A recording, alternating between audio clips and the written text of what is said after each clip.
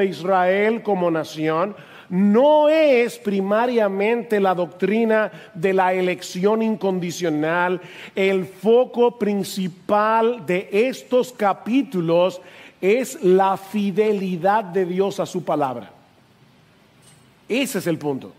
La fidelidad de Dios a su palabra. Israel era la nación del pacto, la descendencia física de Abraham, a la que se le prometió un Salvador, nuestro Señor Jesucristo. El problema que está en el trasfondo de estos capítulos es que Pablo ha estado exponiendo el evangelio como poder de Dios para salvación, un evangelio que fue prometido primariamente a los judíos. La pregunta es, ¿cómo es posible que Dios haya enviado a su Mesías y el pueblo de Israel lo haya rechazado? ¿No pone esto en juego el poder de Dios para llevar a cabo sus propósitos? Pablo dice en Romanos capítulo 1 versículo 16, no solamente que el evangelio es poder de Dios para salvación a todo aquel que cree, sino que añade a los judíos primeramente. A los judíos primeramente y también al griego. ¿Cómo podemos explicar entonces que durante los días de Pablo la mayoría de los israelitas no creían en Jesús? Y esa sigue siendo la realidad en el día de hoy. Cualquiera pudiera pensar que el plan de Dios fracasó. Y si el plan de Dios fracasó con Israel, ¿cómo podemos estar seguros de que no fracasará con nosotros también? Miren, mis hermanos, si una sola de las promesas de Dios quedara sin cumplimiento, una sola, no tendríamos razones para confiar en ninguna. Si Dios deja de cumplir una sola de sus promesas, entonces es posible que no llegue a cumplir ninguna. Si Dios fracasó con Israel, existe la posibilidad de que fracase con nosotros también. Esa es la dificultad que se encuentra detrás de estos capítulos, como vemos en el versículo 6 del capítulo 9. Pablo dice, pero no es que la palabra de Dios haya fallado, ¿ven? Eso es lo que atormenta a Pablo aquí. O lo que preocupa a Pablo, no es que la palabra de Dios haya fallado. De manera que lo que Pablo quiere demostrar en esta porción de la carta es que Dios, a final de cuentas, hará lo que Él se propuso hacer. Que su plan nunca ha fallado y nunca fallará. Ahora, antes de hacer esto, antes de demostrar su punto, el apóstol Pablo se toma un momento, porque él necesita abrir su corazón delante de sus lectores y delante de todos nosotros, haciéndonos ver que la incredulidad de Israel no era para él un asunto meramente teórico. Pablo va a escribir acerca de este tema, pero él quiere que nosotros veamos su corazón detrás de su pluma. Él quiere desnudar su corazón. Pablo se sentía profundamente conmovido por causa de la incredulidad de sus parientes según la carne, como les llama en el versículo 3. Y mis hermanos, es con ese mismo espíritu que nosotros debemos pasar a considerar el contenido de esta porción de la carta a los romanos. Mis hermanos, que el Señor nos libre de acercarnos a un pasaje como este con una mera curiosidad académica o intelectual, porque si lo hacemos de esa manera, vamos a perder el corazón de esta enseñanza y la palabra de Dios no va a producir en nosotros lo que esta porción de la carta de Pablo a los romanos debiera producir. Esto no es mera teoría. Hay personas que están queriendo entrar en discusión acerca del asunto de la elección y de los arminianos, los calvinistas, y yo entiendo todo eso, pero ¿saben qué, hermanos? Hay algo más profundo detrás de esta porción de la carta. Hay algo más importante. Y yo creo que la manera como Pablo introduce estos capítulos nos ayuda a ver eso. Hay al menos 3 aspectos de la angustia de Pablo por sus hermanos de raza, por su pueblo, a los que yo quiero llamar su atención en esta mañana. La sinceridad de la angustia de Pablo, la magnitud o profundidad o intensidad de su angustia y, en tercer lugar, la razón de su angustia. Vean una vez más el versículo 1. Digo la verdad en Cristo, no miento, dándome testimonio mi conciencia en el Espíritu Santo de que tengo gran tristeza y continuo dolor en mi corazón. Miren, mis hermanos, es impresionante la manera tan dramática y tan drástica en la que Pablo pasa de la celebración al lamento.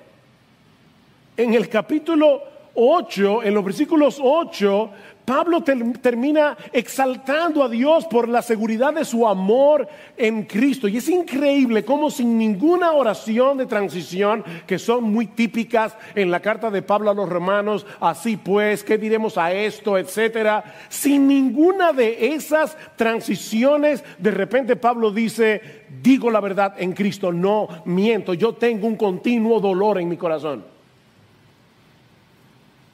Un continuo dolor en mi corazón, de la celebración al lamento. Recuerden, mis hermanos, que originalmente la Biblia no estaba dividida en capítulos y versículos.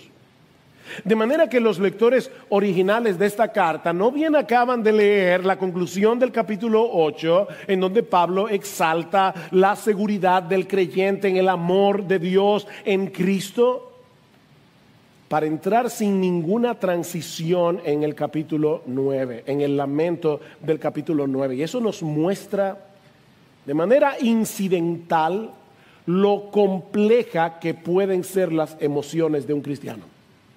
Nuestras emociones son complejas de este lado de la eternidad. Una de las cosas que más dolor puede provocar en el corazón del creyente es el hecho de experimentar el gozo de estar en Cristo y la realidad de que muchos de los que amamos se mantienen en pie de guerra contra Él. Es una tensión que nunca vamos a poder resolver de este lado de la eternidad. Paradójicamente, a mayor comprensión de lo grandioso y extraordinario que es conocer a Cristo en el Evangelio, mayor será nuestro gozo, mayor será nuestro dolor. La paradoja del creyente. No es una cosa o la otra, es una cosa por causa de la otra. Pablo acaba de decir al final del capítulo 8 que no existe nada, absolutamente nada en el universo que pueda separarnos del amor de Dios que es en Cristo Jesús. Que en medio de las tribulaciones, en medio de las aflicciones por las que nosotros tenemos que atravesar en este mundo caído, somos más que vencedores por medio de aquel que nos amó. Qué extraordinaria bendición la que nosotros tenemos en Cristo. Pero es ese mismo entendimiento de la gloria del Evangelio lo que debería provocar en nosotros un profundo dolor por aquellos que amamos y que no están en Cristo. La experiencia del cristiano, mis hermanos, no es solo gozo, aunque tampoco es solo dolor y angustia. De hecho, Pablo va a concluir estos 3 capítulos con otra doxología, exaltando la sabiduría de Dios desplegada en el Evangelio. Recuerdan en el capítulo 11, a partir del versículo 33, profundidad de las riquezas y de la sabiduría y del conocimiento de Dios, cuán insondables son sus juicios e inescrutables sus caminos, porque ¿quién ha conocido la mente del Señor? ¿Quién llegó a ser su consejero? ¿O quién le ha dado a él primero para que le tenga que recompensar? Porque de él y por él y para él son todas las cosas. A él sea la gloria por los siglos. Amén. Exaltación al final del capítulo 8. Exaltación al final del capítulo 11. Dolor y lamento en el capítulo 9. Y Pablo quiere que sus lectores no tengan ninguna duda de la sinceridad de sus palabras. Digo la verdad en Cristo.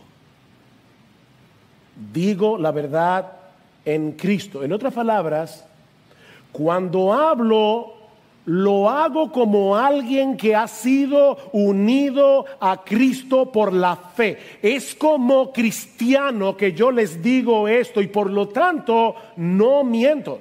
La mentira no es una opción para el creyente. Sabemos que no podemos confiar ciegamente en las personas porque muchos mienten, pero cuando el cristiano habla, lo hace en Cristo, lo hace en unión con aquel que es la verdad encarnada. Cristo es la encarnación de la verdad. Y Pablo está diciendo, es en unión con Cristo que yo les digo lo que les estoy diciendo. Yo no miento. Y mi conciencia me da testimonio en el Espíritu Santo de que no me estoy autoengañando. Esto es real. Esto es lo que yo estoy sintiendo en mi corazón. Un continuo dolor por causa de la incredulidad de mis hermanos de raza. Y él quiere que los creyentes de Roma sepan esto, especialmente los creyentes judíos. Porque a lo largo de su ministerio, recuerden que Pablo era el apóstol a los gentiles. Muchos judíos podían acusar a Pablo de haberse pasado de bando. Muchos podían acusar a Pablo de ser antisemita. Y algunas de las declaraciones que Pablo hace de los judíos en la misma carta a los romanos puede llevar a algunos a esa conclusión. Ahora Pablo renegó de su raza, renegó de su pueblo, se convirtió en un antisemita. Y Pablo dice, no, yo estoy siendo absolutamente sincero aquí, yo estoy desnudando mi corazón delante de ustedes para que vean el dolor, la tristeza, la angustia continua que yo siento por la incredulidad de mi pueblo. Ese mismo entendimiento de la gloria del Evangelio, mis hermanos, debería provocar en nosotros un profundo dolor por aquellos que amamos y que no están en Cristo. Un profundo dolor. Y eso nos lleva a nuestro segundo encabezado: la intensidad de su angustia. No solamente la sinceridad de su angustia, sino la intensidad. Vean otra vez. Digo la verdad en Cristo, no miento, dándome testimonio en mi conciencia en el Espíritu Santo de que tengo gran tristeza y continuo dolor en mi corazón. Ahora, esto es sorprendente porque aunque Pablo era judío, desde su conversión al cristianismo había sufrido mucho por causa de ellos. 5 veces he recibido de los judíos 39 azotes, dice Pablo en 2 Corintios 11:24. A los judíos no se les permitía darle hasta 40 azotes a un judío. Así que a Pablo le dieron 39, para no violar la ley, para no violar la regla. 39 azotes, 3 veces. 3 veces he sido golpeado con vara. Una vez fui apedreado. Y eso por solo mencionar algunas de las cosas que Pablo tuvo que sufrir mientras llevaba el Evangelio de Jesucristo a lo largo del mundo greco-romano. Y sin embargo, era por esas mismas personas que Pablo estaba experimentando esta profunda tristeza y ese continuo dolor en su corazón. Por eso es que les decía hace un momento que no debemos abordar este pasaje con una mera curiosidad intelectual. La incredulidad de los judíos no era un asunto teórico para Pablo.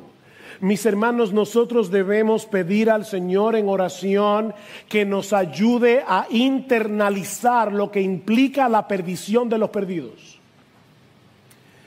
Debemos orar al Señor que el Espíritu Santo nos recuerde continuamente que el infierno es real y que el infierno es eterno. Debemos orar por eso. Debemos orar que el Señor encienda en nosotros un deseo ferviente de orar por los incrédulos y en la medida de las posibilidades de cada uno, procurar que se expongan al Evangelio. ¿Qué dice Pablo en el capítulo 10, hermanos? El deseo de mi corazón y mi oración a Dios por ellos es para su salvación. Ese es el deseo de mi corazón. Y esta semana, de verdad que me sentí muy avergonzado. Me avergüenza, de verdad me avergüenza leer esas palabras, porque reconozco que yo necesito más de ese corazón. Yo necesito más de ese corazón. Y miren, mis hermanos, yo sé que ahora en tiempos de pandemia estamos limitados, tenemos menos contacto con la gente. Ahora tenemos que ser más creativos para poder llevarles el Evangelio. Pero mis hermanos, la Gran Comisión no ha quedado en suspenso. La Gran Comisión no ha quedado en pausa por causa del coronavirus. Ni la perdición de los perdidos tampoco. Mis hermanos, los incrédulos se encuentran en una terrible condición. En una terrible condición de la que solo Cristo los puede librar. No hay salvación fuera de Jesús. No hay salvación sin el Evangelio. Y eso nos lleva precisamente al tercer aspecto de la angustia de Pablo, la razón, su razón. Versículo 3, porque desearía yo mismo ser anatema, separado de Cristo por amor a mis hermanos, mis parientes según la carne. Esta es una declaración extraña, sorprendente. Sí, Pablo quiere decir lo que está diciendo, y lo voy a explicar en un momento. Pero antes, yo quiero que ustedes noten la conexión que hace Pablo entre ser anatema y estar separado de Cristo. Estar separado de Cristo es estar bajo la maldición de Dios, que es lo que significa la palabra anatema, dedicado a la destrucción. Debo decir que esta palabra en el Antiguo Testamento a veces se usa en sentido positivo. Anatema puede ser algo dedicado al servicio de Dios, no solo algo negativo. Pero siempre que Pablo usa la palabra anatema, siempre la usa con una connotación negativa. Lo que Pablo está diciendo es: los judíos rechazaron a su Mesías, rechazaron a aquel que voluntariamente tomó nuestra maldición en la cruz, y por eso ahora ellos están bajo maldición.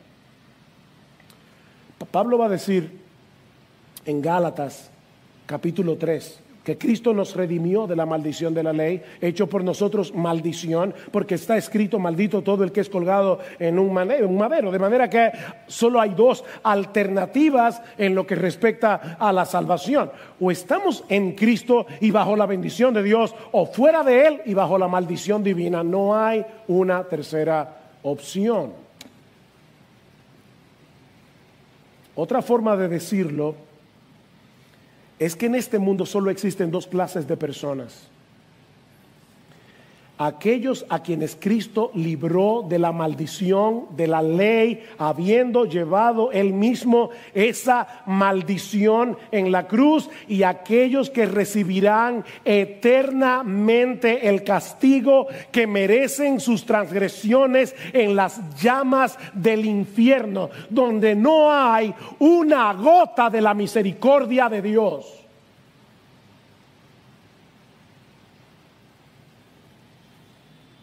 dos opciones. Eso era lo que estaba causando ese dolor en el corazón de Pablo. Y era tal su angustia por ellos que él dice aquí que si existiera la posibilidad, es una hipérbole, si existiera la posibilidad de que él mismo fuera separado de Cristo para que el resto de los israelitas fuera salvo, él estaría dispuesto. Wow.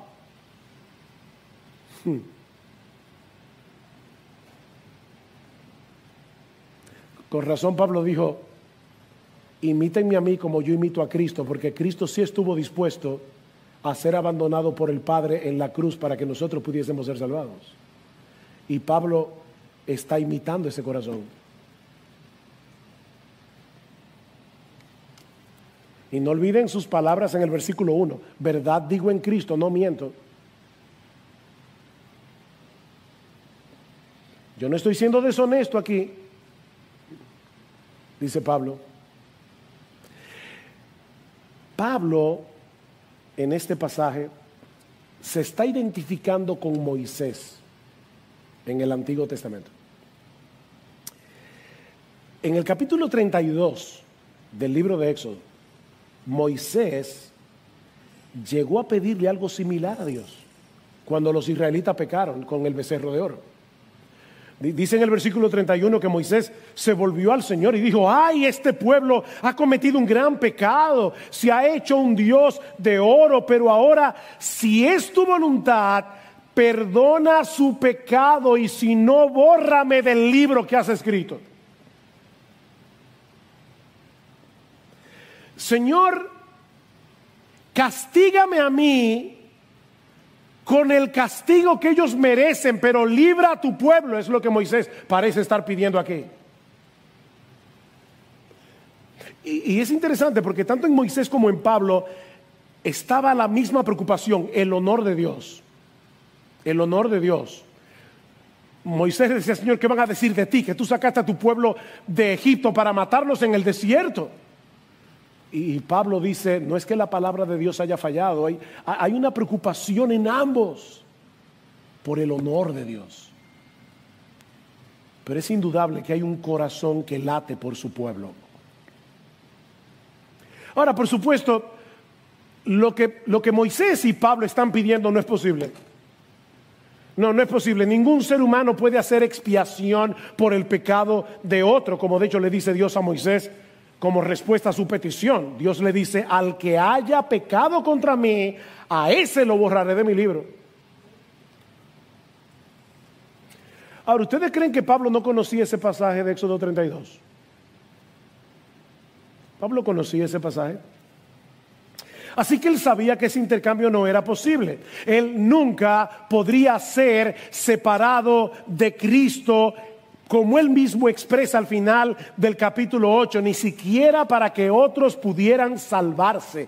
Pero mis hermanos, él está usando aquí un lenguaje hiperbólico para que entendamos la magnitud de su angustia.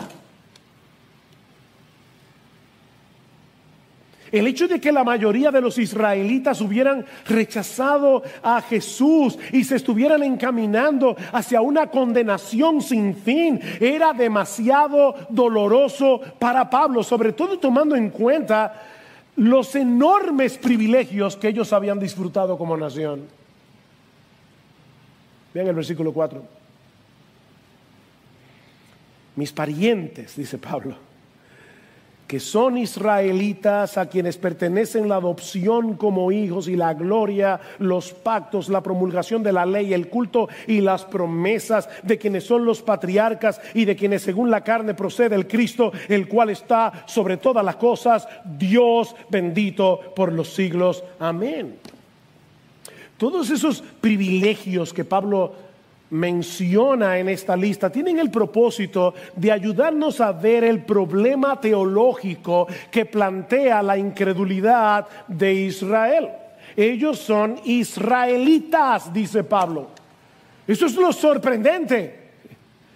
Son israelitas. Y el significado de esa palabra allí es mucho más que una designación política o nacional. Lo que Pablo está diciendo es que ellos pertenecían a la nación escogida, es que ellos fueron los receptores originales de las promesas de salvación en Cristo. A ellos les pertenece la adopción como hijos, dice Pablo. En otras palabras, en el Antiguo Testamento Dios adoptó a la nación de Israel como se adopta un hijo, como su especial tesoro. Dios le concedió a esta nación privilegios que ninguna otra nación del mundo disfrutó. ¿Recuerdan el mensaje que Dios le envió a Faraón a través de Moisés? Así dice el Señor, Éxodo 4:22. Israel es mi hijo, mi primogénito. Esa fue la nación adoptada. En segundo lugar, dice Pablo, a ellos les pertenece la gloria. Ellos disfrutaron como ningún otro pueblo el hecho de ser testigos de la presencia esplendorosa de Dios. Dios moraba en medio de su pueblo. Ellos vieron esa gloria. En tercer lugar, a ellos les pertenecen los pactos. Un pacto es una promesa sobre la cual Dios jura, para que por dos cosas inmutables en las cuales es imposible que Dios mienta, tengamos un fortísimo consuelo, dice el autor de la carta a los Hebreos. Una promesa jurada. Y Pablo está diciendo, ¿con qué nación hizo Dios pactos? Aparte del pacto que hizo con Noé, que fue con toda la humanidad. Pero fue con Israel. Todas las bendiciones prometidas por Dios a través de los pactos hechos con Abraham, el pacto hecho con Moisés, el pacto hecho con David, las promesas del pacto nuevo, del nuevo pacto en Jeremías 31, estaban destinadas para ellos. En cuarto lugar, dice Pablo, ellos fueron los que recibieron la promulgación de la ley o la entrega de la ley. Ninguna otra nación del planeta tuvo una experiencia como la de Israel en el monte Sinaí. Dios descendió, le entregó la ley y los 10 mandamientos escritos con su dedo en piedra. Sí, sabemos que la ley no puede salvar, pero ¿saben qué, hermanos? Eso no elimina la bendición que es la ley. La ley es buena si se usa legítimamente, dice Pablo. La ley no era un problema, el problema era el corazón de ellos. Pero era una bendición que Dios le haya dado su ley. En quinto lugar, de ellos era el culto. De ellos era el culto, mientras los paganos estaban perdidos, algunos de ellos entregando sus hijos a Moloch para adorar sus deidades. Dios les describió con todo lujo de detalles cómo Él quería que su pueblo lo adorara e instituyó un sistema de sacrificios para lidiar con el problema del pecado y para recordarles que viene un Mesías, el Cordero de Dios, que quita el pecado del mundo. ¿Qué nación de la tierra tuvo ese privilegio? En sexto lugar, de ellos eran las promesas. Las promesas, especialmente las promesas contenidas en los pactos y que apuntaban hacia la persona y la obra de nuestro Señor Jesucristo. Ellos eran descendientes de los patriarcas, dice Pablo en séptimo lugar. Abraham, Isaac, Jacob. Hombres con quienes Dios hizo un pacto de pura gracia. Dios escogió al patriarca Abraham para bendecir por medio de él y su descendencia a todas las familias de la tierra. Así que no era cualquier cosa ser descendiente de los patriarcas. en el capítulo 11, cuando Pablo trate con el problema de la salvación de Israel, Pablo va a decir en el versículo 28, en cuanto al evangelio, son enemigos por causa de vosotros, pero en cuanto a la elección de Dios, son amados por causa de los padres. ¿Ven? Los patriarcas.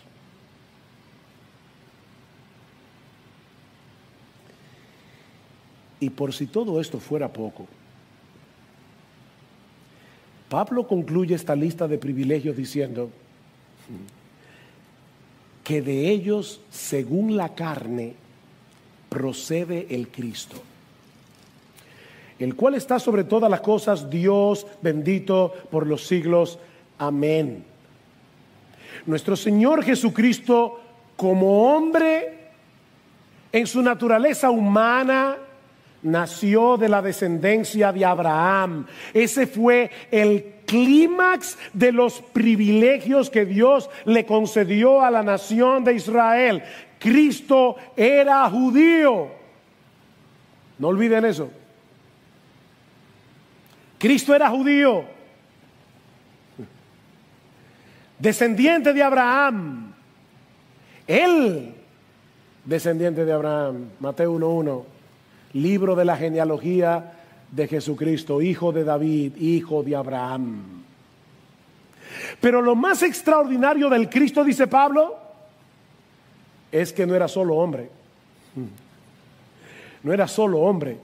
Ese Cristo que nació de Israel está sobre todas las cosas y es el Dios bendito por los siglos, dice Pablo. Ese Dios que tantas veces manifestó su gloria en medio de su pueblo, asumió una naturaleza humana por la que corría sangre judía para venir a salvarlos de sus pecados. El Dios de gloria. El Dios de gloria vino a salvarnos, asumiendo nuestra culpa en la cruz, y vino a través de los judíos. Vino a través de Israel. Pero mis hermanos, eso es precisamente lo que angustia a Pablo. Eso es lo que angustia a Pablo. ¿Cómo es posible que un pueblo tan privilegiado, preparado por siglos para la llegada del Mesías, no pudieron reconocerlo cuando llegó y lo rechazaron? Esa es la interrogante con la que Pablo va a tratar a partir de ahora hasta casi al final del capítulo 11. Y lo que Pablo va a demostrar es que, contrario a lo que pudiéramos pensar al ver la condición de Israel, Dios va a llevar a cabo su plan en una forma sorprendente para salvar a los descendientes físicos de Abraham que él se propuso salvar. Noten otra vez el versículo 6, pero no es que la palabra de Dios haya fallado, porque no todos los descendientes de Israel son Israel. Aquí hay parte de la respuesta.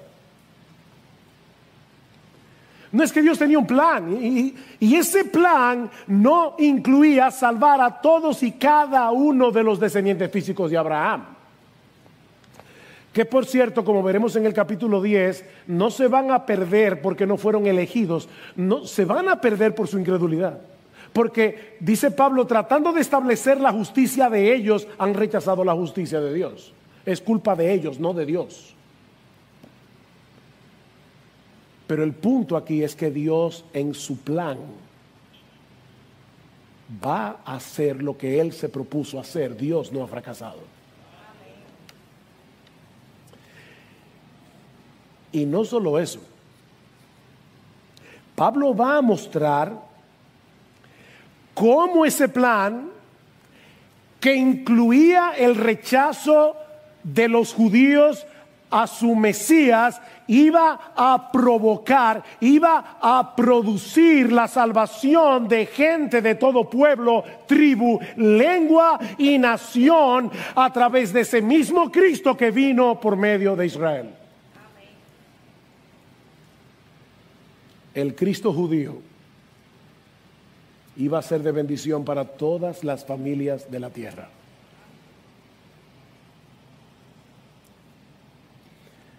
De manera que el plan de Dios se está llevando a cabo tal como Él lo determinó. Ninguna de sus promesas quedarán sin cumplimiento. Dios no fracasa. Dios no fracasa. Así que tú puedes leer Romanos 8, 35 al 39 y decir, no hay problema. Nadie me va a separar del amor de Dios en Cristo. Dios no fracasa. Mis hermanos, ¿qué lecciones podemos extraer de este pasaje? Permítanme brevemente enumerar algunas. En primer lugar, este pasaje nos enseña que, contrario a lo que mucha gente piensa, el cristianismo, el verdadero cristianismo no es antisemítico, no es antijudío, el verdadero cristianismo. Los cristianos debemos orar por la salvación de Israel. Los cristianos debemos llevar a cabo el esfuerzo misionero que esté a nuestro alcance para llevarles el evangelio de la salvación en Cristo, porque ellos no se van a salvar sin Jesús.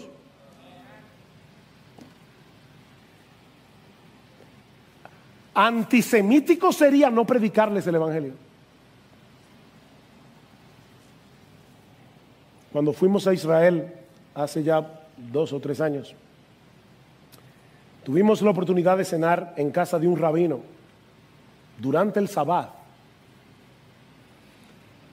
y ver cómo ellos celebraban el Sabbat. Fue una experiencia única. Y cuando yo oí a este hombre, el texto que me venía a la mente toda la noche era: el que no tiene al Hijo no tiene al Padre. El que no tiene al Hijo no tiene al Padre. Nadie se va a salvar por ser judío.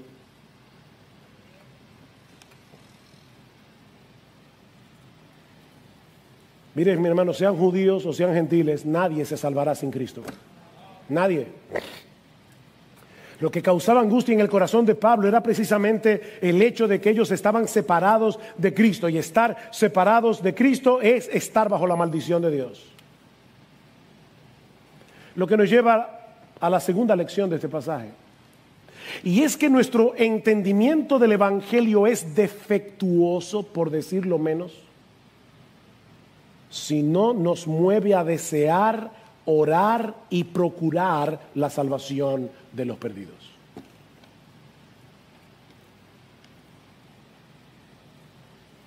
El evangelio es tan extraordinario.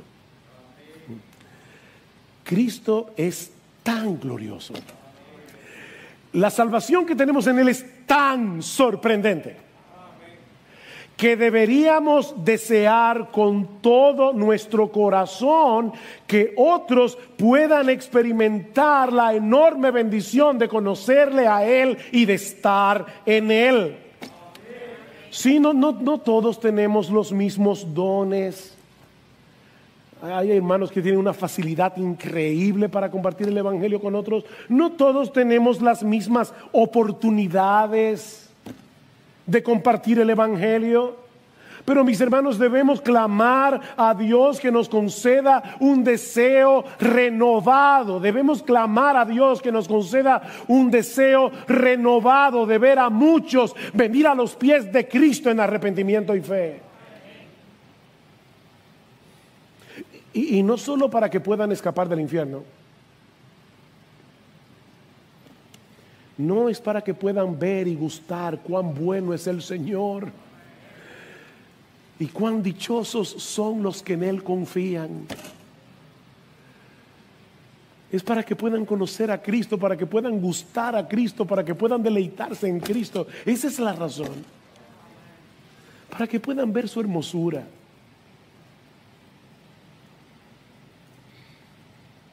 En tercer lugar, este pasaje nos enseña que la vida del cristiano es paradójica. La vida del cristiano es paradójica. Como decíamos al principio, hay una tensión aquí que nunca vamos a poder resolver de este lado del cielo. Cuando crece nuestro entendimiento de la gloria de Cristo que se revela en el Evangelio, crece nuestro gozo, crece nuestra gratitud y crece nuestro dolor y tristeza por todos aquellos que están separados de Cristo, sobre todo aquellos que amamos y que también han rechazado privilegios que han tenido solo por el simple hecho de estar cerca de nosotros.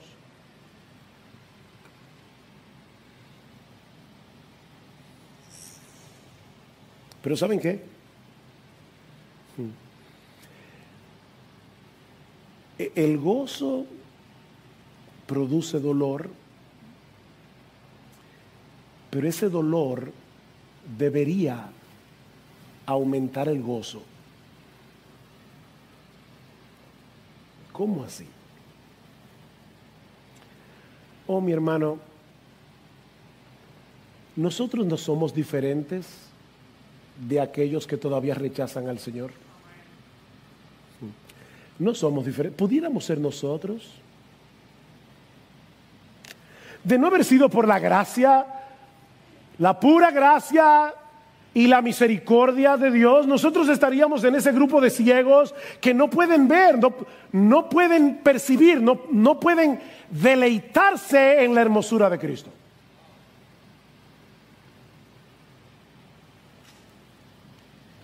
Es paradójico, ¿verdad? Pero yo estoy seguro que la mayoría de ustedes me entiende. Espero.